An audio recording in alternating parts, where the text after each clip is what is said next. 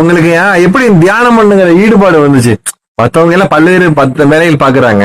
உங்களுக்கு எப்படி ஒரு நம்ம தியானம் பண்ணணும், தியானம் பண்ணி நம்ம வந்து இறைநிலை உணரணும் அப்படி அந்த எண்ணங்கள் வந்துச்சு? அதாவது உலகத்துல ஜனங்க நியாயத்தின் பக்கம் 4 பேர் இருக்கிறாங்க. முக்காவாசி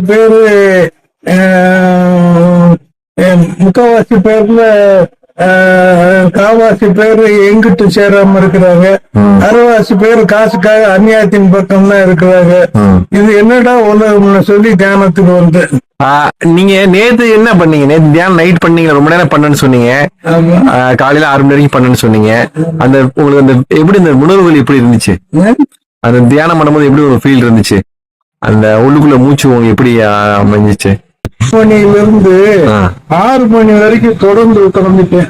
எப்படி தியானம் பண்ணும்போது அப்படி அது என்னமோ இந்த காத்து போய் அந்த சுழிமுனை கொடைகிற மாதிரி இருக்குது. சரி. அப்புறம் சுழிமுனைய மோது அப்படியே 6 மணி வரைக்கும் இருந்துட்டேன். அது என்ன பண்ணுச்சு? என்ன ஃபீல் கொடுத்துச்சு அப்படி பண்ணும்போது உங்களுக்கு? அது ஏதோ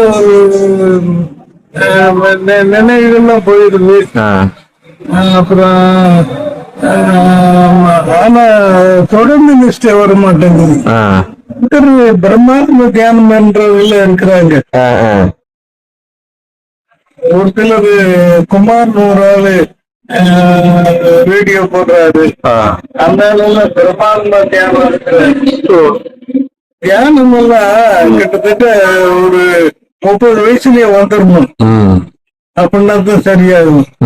நான் என்ன 55 வயசுக்கு மேல தியானத்துக்கு வந்து பரவாயில்ல. அப்படின்னு வந்துருக்கீங்க. நிறைய பேர் இப்போ வயசானவங்க வந்து அதை பத்தி சிந்திக்காம இல்ல வாழ்க்கை வாழ்ந்துட்டு இருக்காங்க. இல்ல பொதுவா சிந்தனை வந்து உலகத்துல கஷ்டப்பட்டதுக்கு அப்புறம் தான் வருது. ஒரு சிலருக்கு தான் இயற்கையாகவே அந்த இறை உணர்வு வருது. நிறைய பேருக்கு உலகத்துல கஷ்டப்பட்டதுக்கு அப்புறம் தான் என்னடா உலகம்னு இந்த ஆன்மீகத்துக்கு வர்றாங்க.